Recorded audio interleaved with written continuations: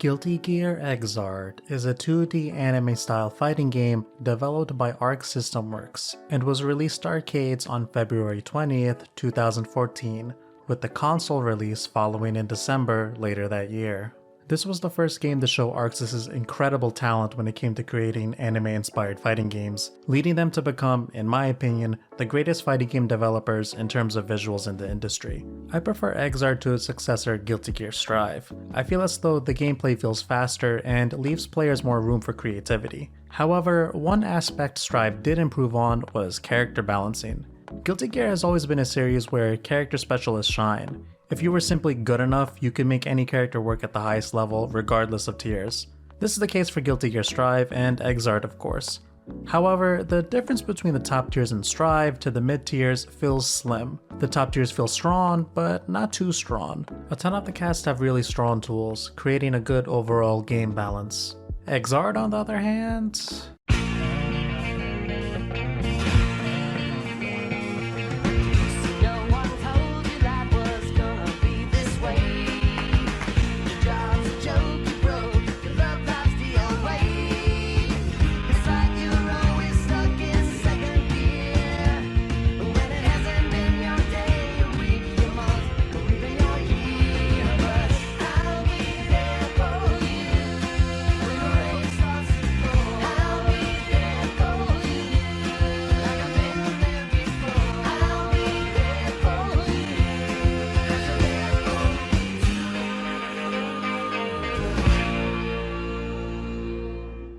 The top tiers in XRD felt so powerful that at times it felt as though they were playing a completely different game than the rest of the cast.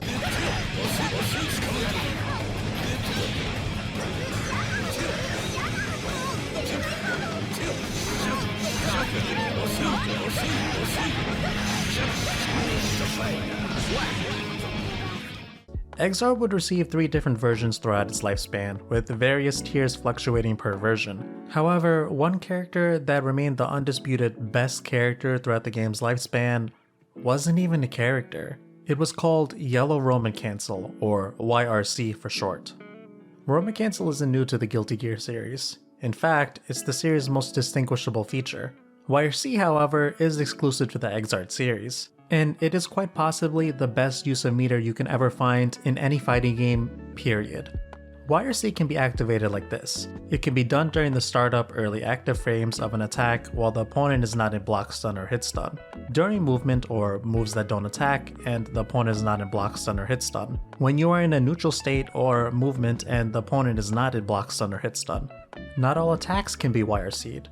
A red X will appear over your character if you attempt a YRC during these times. For example, a reversal on whiff will get an X. YRC is effectively a screen freeze you can activate at almost any time from anywhere on the screen. While every Roman Cancel in the entire Guilty Gear series costs 50% of your meter, what makes YRC so powerful is that it only costs 25%. This gets even crazier when you consider the fact on how you gain meter in Guilty Gear. Not just from blocking or attacking, but by even walking forward, ensuring that you would pretty much have access to this mechanic at almost any given time. On top of slowdown, it can eat inputs from the opponent if activated during a certain frame window, making it very good for getting closer to a character, knowing your opponent's inputs can get potentially eaten. YRC can also be done immediately after doing a move, meaning if you wanted, for only 25% meter, you can recover from almost any move instantly. In the early days of the game, some characters like Soul could actually go for a command throw, and if you jumped, he would YRC and simply grab you out of the air, putting you back in the same scenario. YRC seemingly did it all. Make your move safe, use it to approach a neutral, and just to pause the screen to see what your opponent did. All for just only 25% meter. YRC was an incredibly powerful mechanic that, in some way, shape, or form, the top tiers of XRD all abused. With that being said, let's take a look at the top tiers of XRD's lifespan. Let's look at the Sinister 6 of XRD.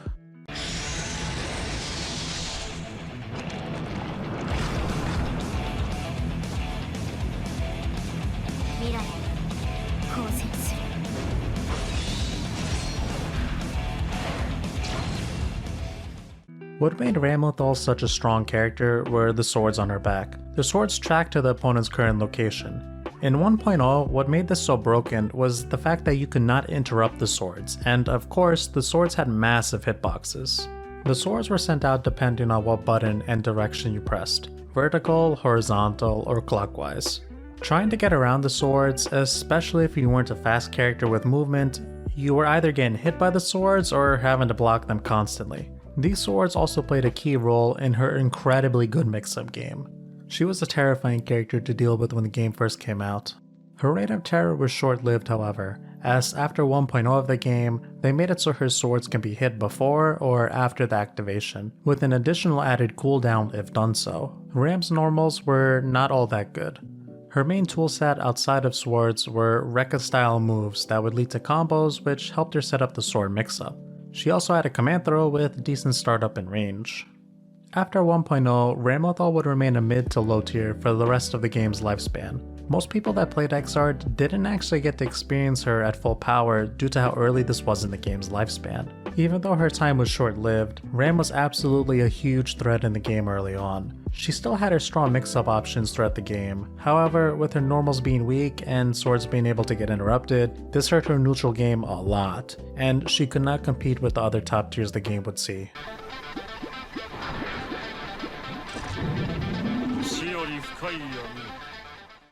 Zato was the puppet character of the game, meaning he is incomplete on his own but is complemented by a secondary character you control, aka the puppet. In Zato's case, the puppet is Eddie.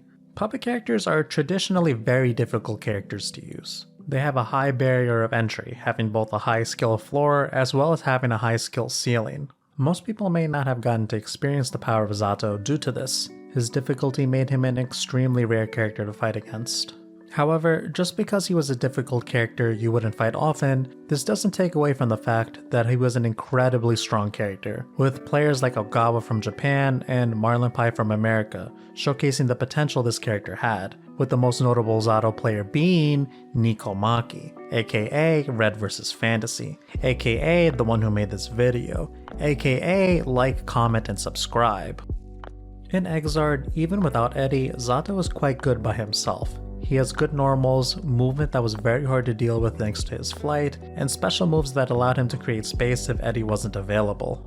His notable moves being Zato's 2S, where on counter hit it will give you 2S into Invite Hell, a drill special that gives knockdown that leads into Zato's mix-up game, and Jump K that has a very good hitbox, being his main air normal especially out of flight.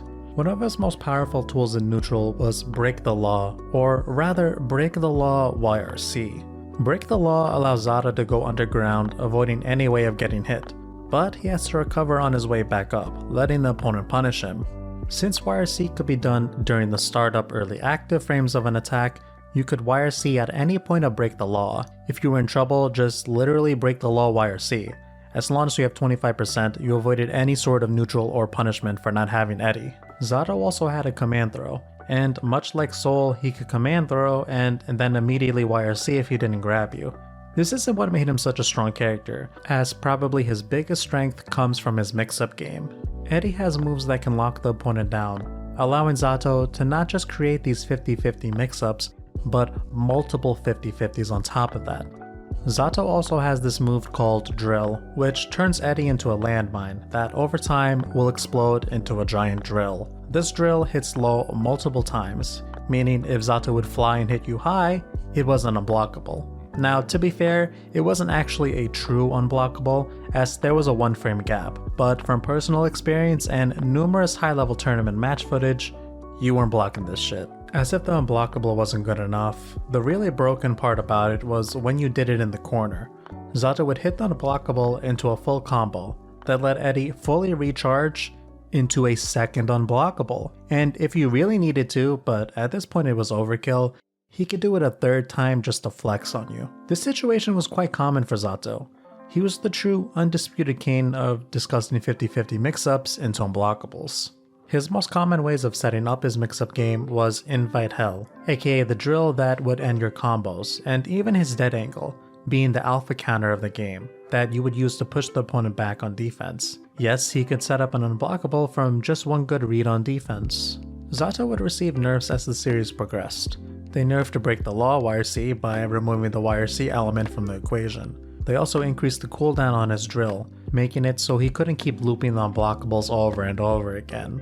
Zato remained a strong character even in Revelator, the second installment. However, they would nerf Zato more and more to the point that by Revelator 2, he was considered a low tier character, marking the end of his reign as king.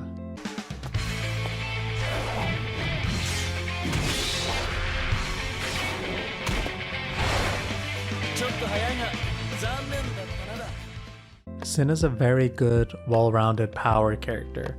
He has high damage, very good normals, and special moves that can be cancelled into other special moves. To compensate for his power, he needs to eat. He has to manage his hunger gauge while fighting. Most of his special moves require a special resource called calories. Sin starts the round with 10,000, with a max of 16,000. Each move on its own costs 1,000, with an additional 1,000 for cancelling into special moves. He can gain calories back by eating a special move that is a total of 57 frames. If you don't eat and calories end up at 0, you go into a state of recovery, with a total of 95 frames, absurdly punishable. You may think because you have to manage your resources carefully, he might be a difficult character, possibly even Zato difficult, but no, he was actually incredibly easy.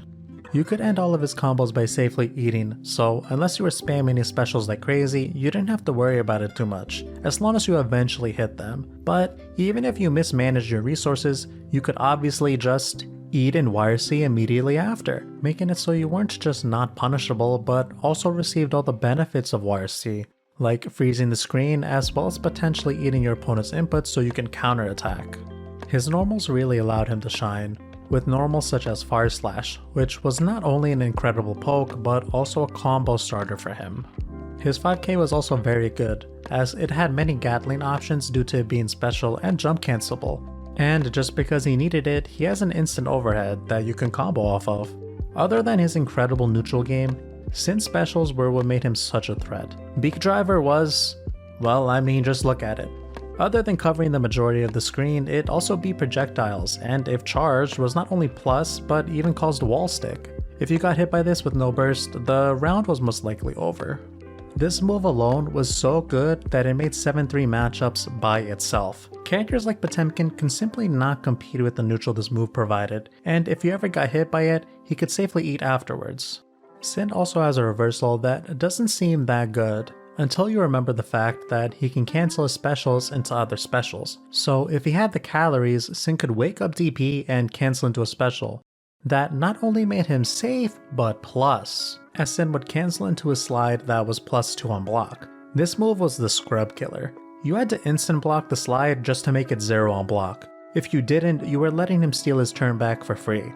This, along with his reversal, made him one of the scariest characters on Wake Up, as you couldn't just block the DP, he had the potential to be plus after and at worst 0 on block. Sin's supers were also incredible. He had a full screen projectile that he can throw in a low or instant overhead off of, as well as ride the lightning, bringing your opponent all the way to the corner.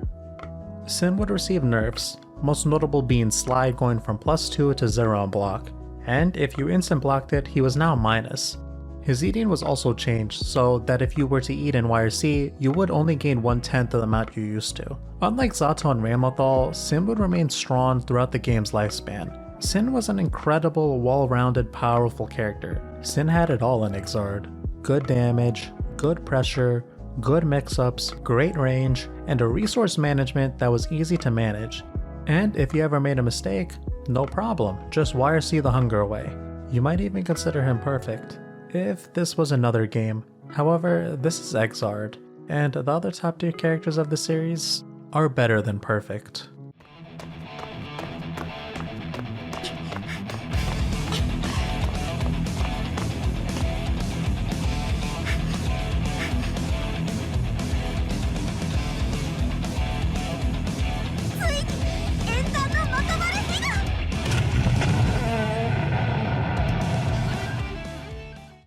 Elphelt is what I would consider the queen of Guilty Gear XRD. For starters, her 5k is a standing low, being +1 on block. It leads to great damage and a knockdown, but it also weirdly beats out other normals that it has no right beating.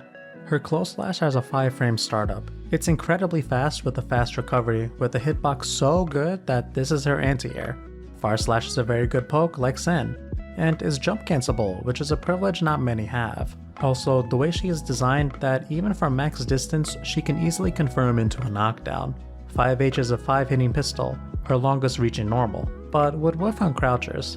However, it has a huge window to cancel with YRC, making it very hard to punish on the ground, and does a ton of damage with just the 5 hits alone. 6H is a gigantic normal that gives you knockdown, and a ground bounce on counter hit, while also being special cancelable. One of her normals that is dangerous on whiff, but with a very high vertical hitbox that isn't easy to actually make it whiff. And finally her jumping S. Her best jump that hits above, below, and even behind her. Too long, didn't listen, basically all of her buttons see use in some way, whether it be in neutral or in combos. If you pressed a button at random on your controller while playing as her, it was probably a good button you just pressed.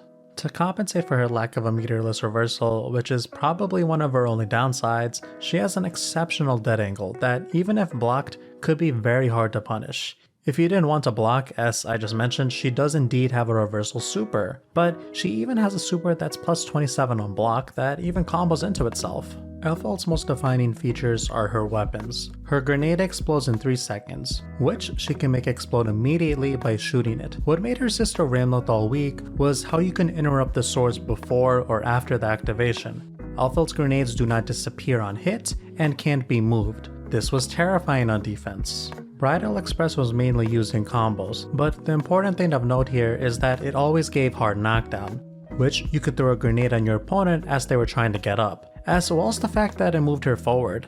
If someone wanted to push you away on defense, they would use faultless defense to push you back, but Elphelt would simply move forward regardless. Her air normals were some of the best in the game, but she also had good air movement, because she could use her Bridal Express in the air to mess up your opponent's timings when they tried to anti-air her. This was also plus on block if you let her do it. Elphelt's Sniper was a good long distance tool. Against characters like Zato who would like to set up things full screen, Elphelt could stop them. If you fully charged the shot, it would then become unblockable. If you take the sniper stance, grenade setups, and YRC, mix all those together and Elphelt can now do unblockable setups. And probably the most absurd thing about her was her shotgun stance. Everything about this is insane. While Elphelt is in sniper mode, she can't move, but in shotgun stance she can run at you, but she can't jump or throw you. This is irrelevant. If you press 5H during this stance, she will fire a bullet, but if you wait a bit, you get a charged up version. This would vary between -2 at worst or +5 at best. In the corner, this also caused wall splat, leading into some of the most damaging combos in the game. Pressing P gives you a jab that is +1 on block. That's also a 3-frame startup. 3 frames is the fastest attack in the game, by the way. Pressing K, she would do a roll, and pressing S, she would lunge forward with an attack that was +3 on block and staggers you on hit. And the cherry on top was that she had a command grab in this stance. If Elphelt put you in the corner, you would simply pick a god and pray. She has numerous ways to make herself plus, while also having the threat of command grabbing you at any given time. If you got hit at any point during her pressure, you would simply explode. Despite being the cutest Guilty Gear character, no, don't comment down below who you think is cuter, this isn't a debate. Elphelt was a nightmare to fight against. It felt like every situation you were in led to max damage, into corner carry, into insane meter build, into insane corner pressure, into GG's shake my hand. The really broken part about Elphelt and why she was essentially playing a different game than everyone else was how she can get a guaranteed knockdown from max distance. It's actually very difficult for most characters in XRD to get a hard knockdown from their long pokes in neutral. And if they could do so, they most likely had to spend meter. Sato, who was also insane, could only do it reliably off a counter hit 2S, and Sin would at least choose between whether to eat to replenish his resources or go in for a better mix-up. Elphelt didn't have to choose. Elphelt was one of the most broken characters I've ever had to play against. But at least she looked cute as she sent me into loser's bracket.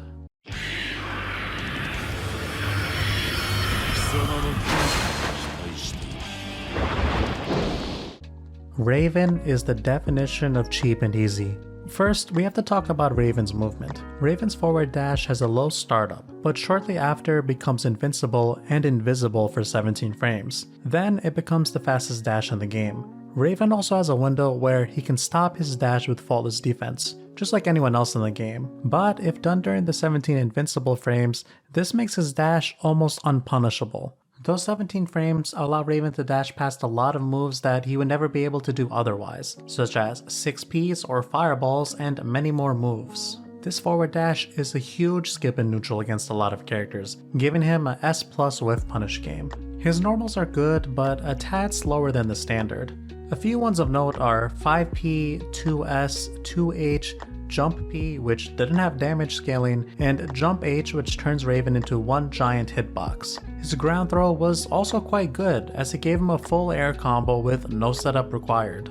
Raven has exceptional special moves like Scratch. This gives him knockdown from max distance. You know, the thing that made Elphelt so good? And it's just an overall good neutral tool being relatively safe. He has a projectile to annoy people that slows their movement if they get hit. He also has a stance that comes with a meter. You gain benefits from the meter such as better combos and slightly more damage. This also never decreased and was permanent for the rest of the round. Raven doesn't sound too crazy, and some of his tools might even be considered bad.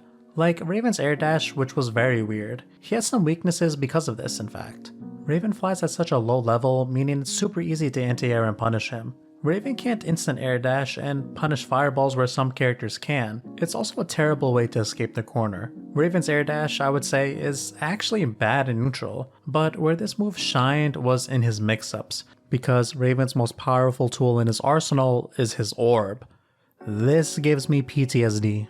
The orb was basically used to set up his mix-ups. It was 3 hits and lasted long enough to beat any backdash or wake-up attack, and orb was so plus after knockdown that Raven is guaranteed a high-low mix-up with ease using his air dash. If you got hit by the 50-50, he would simply do the same thing to you, again and again until you were dead. Much like Elphelt, with the use of his slash, any hit from max distance meant you had to take a 50-50. To top it all off, he had a ton of burst save combos. Where Elphelt would hit you from anywhere on screen and force you to deal with insane pressure with her plus frames, Raven would hit you and force you to deal with the same 50-50 coin toss till you were dead. To put it nicely, the mix-up was brain dead easy.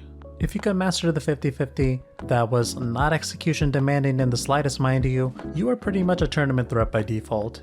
It didn't matter how good you were gonna guess on this 50-50 high-low. Kazunoko, a player who's no stranger to broken character choices, dropped Soul for Raven when he was released. And if you know anything about fighting games in Kazunoko, if he plays them, they're most likely extremely easy and extremely cheap. They would change Raven over time. Some of his neutral buttons would gain increased hurt boxes, making his neutral less impactful. In the final patch of Rev 2, they made Ground Orb rise in the air, finally allowing characters to backdash and mash against Raven if he did air dash after Orb, putting an end to the most disgusting mix-up the game has ever seen. Raven is still a good character, but not nearly as oppressive as he was in his prime. Raven was one of the most powerful characters in XR's history. However, he wasn't the strongest.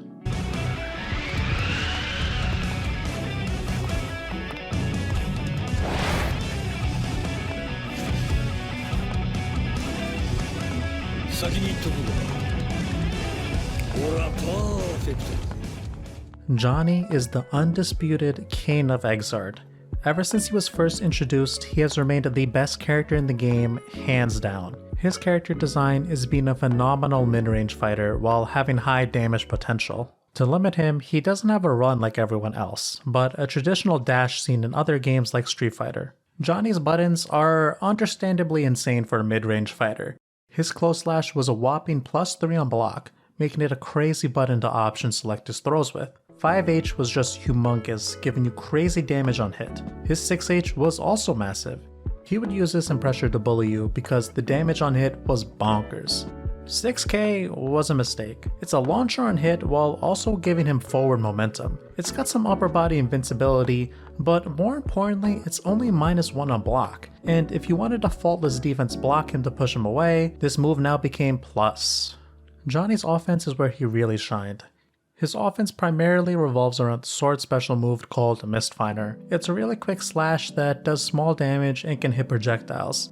This seems weak at first, but you have to understand 2 things about Johnny. First was that Johnny has another mechanic revolving around his coins. Every time Johnny hits you with a coin, his level would increase. There's level 1, level 2, and finally level 3. Second, while doing Mistfinder, you can hold the stance so that Johnny can dash out of stance, release it like normal, or cancel the stance altogether. And Mistfinder got better the more he leveled up.